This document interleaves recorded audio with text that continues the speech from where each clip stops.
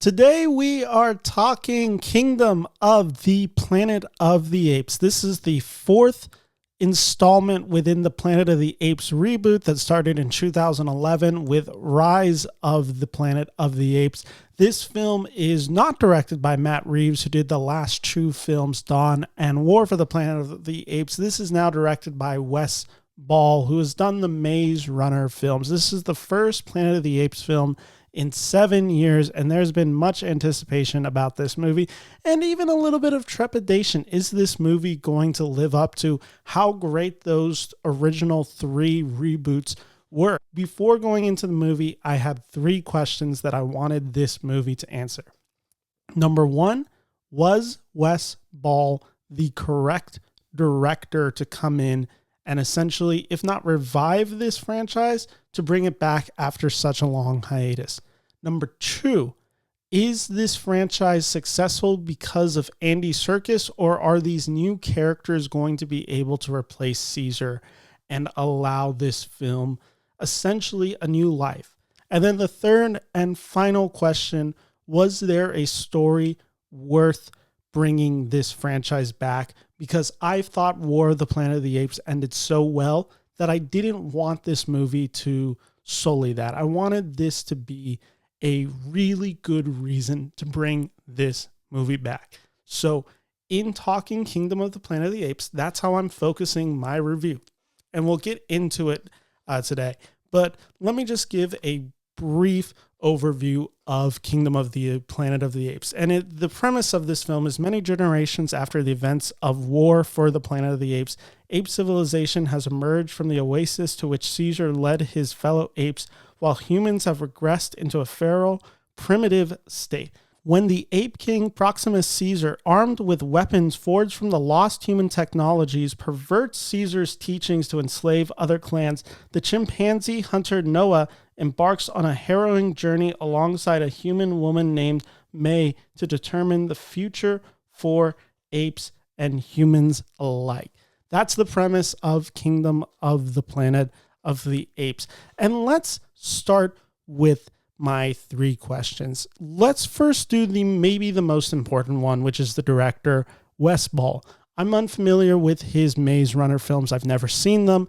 I knew he was going to be doing the Legend of Zelda movie, but coming into this, I was wondering, would Wes Ball be able to deliver what Matt Reeves does so well with Dawn and War for the Planet of the Apes? And this is my first point of praise that I want to share on to Kingdom of the Planet of the Apes, which I think is Wes Ball does a really good job directing this movie. I think this movie looks beautiful. It has a sense of scope and scale and excitement to it. It is very emotionally mature in certain moments. I just believe Wes Ball has a good handle of this world, and especially what this world looks like generations after the first three films of this reboot series. So on that level, Wes Ball really impressed me as a director here for Kingdom of the Planet of the Apes.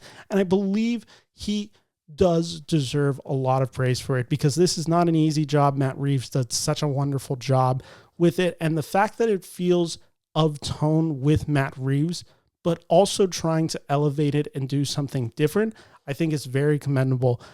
Kingdom of the Planet of the Apes is very different from the other Planet of the Apes films. It still has this very self-serious tone within it, but what this franchise and specifically this installment does really well is it is asking far more philosophical, deeper questions about humanity and existence than I think really any modern blockbuster is doing of this type of scope. This is a movie that is supposed to be a summer blockbuster movie, and I believe there is some really good spectacle to enjoy in this movie, but it also has deeper meaning, and it is trying to aspire ideas of religion, ideology, how someone's message of love and peace can get perverted. It's a fairly interesting read of the Caesar mythology setup of the first three films, and to see it bastardized in this film and weaponized is a really fascinating aspect that Wes Ball chooses to focus Kingdom of the Planet of the Apes on. And honestly, I found it to be the most rewarding when the film touches on it, which brings me to my second point. The second question I had coming in to Kingdom of the Planet of the Apes is, could this movie succeed without Caesar at the front and center? Essentially, could this new character of Noah and this young girl of May take over this franchise and lead it forward? And this is a point that I really want to get into. Owen Teague does the motion capture performance for Noah, and the special effects in these movies are just really good. And I think Kingdom of the Planet of the Apes is no exception. I believe this movie to look really beautiful and just have a quality of CGI that's pretty unparalleled compared to anything else coming out around it. These films look their budget on screen. It doesn't feel like there's any shortcuts. And these monkeys have a design to them that you can tell isn't fully photorealistic, but it gives them more personality. It brings them more to life, and thus they feel more tangible and real, and it has this cinematic quality in it.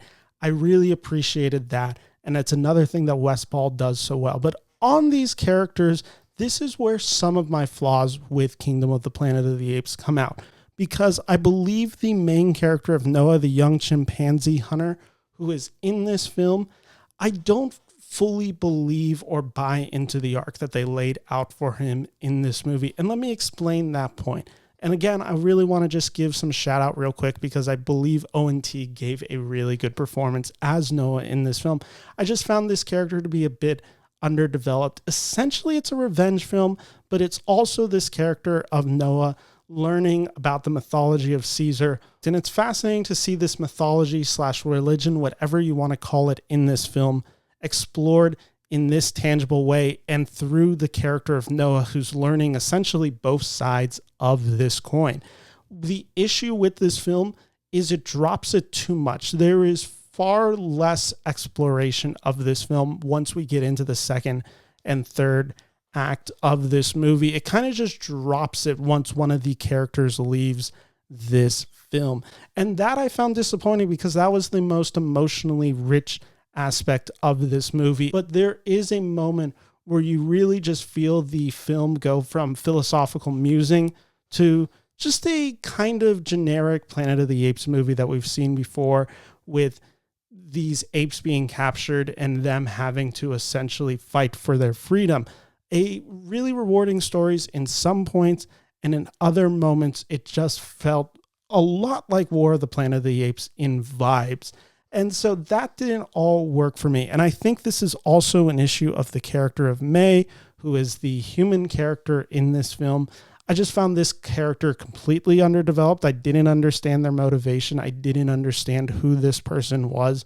And this film is such a pivotal final moments leading up to it that very heavily involve this character of May. And without getting into real spoilers, I just didn't find that moment or any of these moments in the third act with some of these characters interplayed together to really work. And it left me leaving with a lot of questions that I just felt that some of the ideas in this film were half baked. One thing that I will say about Kingdom of the Planet of the Apes, this isn't really an action movie. This isn't really a sci-fi movie. There's very little action in this movie. There's scenes of tension for sure. It's exciting in moments. It is far more philosophically leaning and far more talkative than I feel like previous ape films have been. Some people are going to find it really rewarding, and I will admit, in aspects and scenes, it worked really well. At a near 2.5 hour runtime, I also thought it overstayed its welcome, and I wanted it to kind of just get to the point, because it didn't feel like there was necessarily enough ideas to fill this movie. Which brings me to the final and third question that I had, which is there any reason to have revived this franchise? Which is a complicated question, because is there really any reason to bring back a franchise that has ended? What I will say in the case of Kingdom of the Planet of the Apes is this film leads to ideas that feel really big and feel like they have a good ground to build on a future installment, which is how I felt similarly to Rise of the Planet of the Apes, a movie that I think is good, but its predecessors were able to really expand it and make that trilogy special. Kingdom of the Planet of the Apes has a similar feel where I enjoyed watching it. It does feel a little small. It does feel a little half-cooked in moments, but it does build to something that feels far more exciting and that when explored in possible future installments could be really rewarding. I found the execution of the third act to be just flat, and I didn't fully get everything that they were trying to do. There's been rumors of reshoots of this third act that some people found the ending to just be jarring and a mistake, and that this third act could have been essentially rewritten or reshot.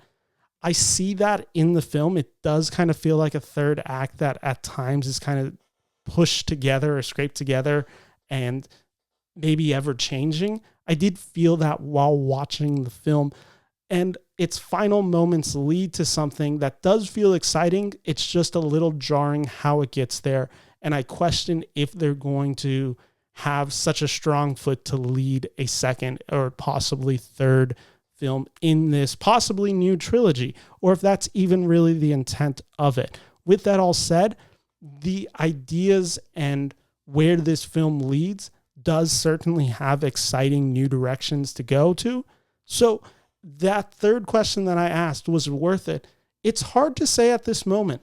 This could be the start of something great, or this could be the beginning of diminishing returns. Either way, for Kingdom of the Planet of the Apes, I enjoyed it a lot. There is certainly a lot to recommend in this film, even if I didn't think that it lived up to the Matt Reeves films within this franchise. I found this film to be far more similar to Rise of the Planet of the Apes, maybe a little more clunky than that original first installment, but there is certainly a lot to recommend, and I can recommend Kingdom of the Planet of the Apes to you.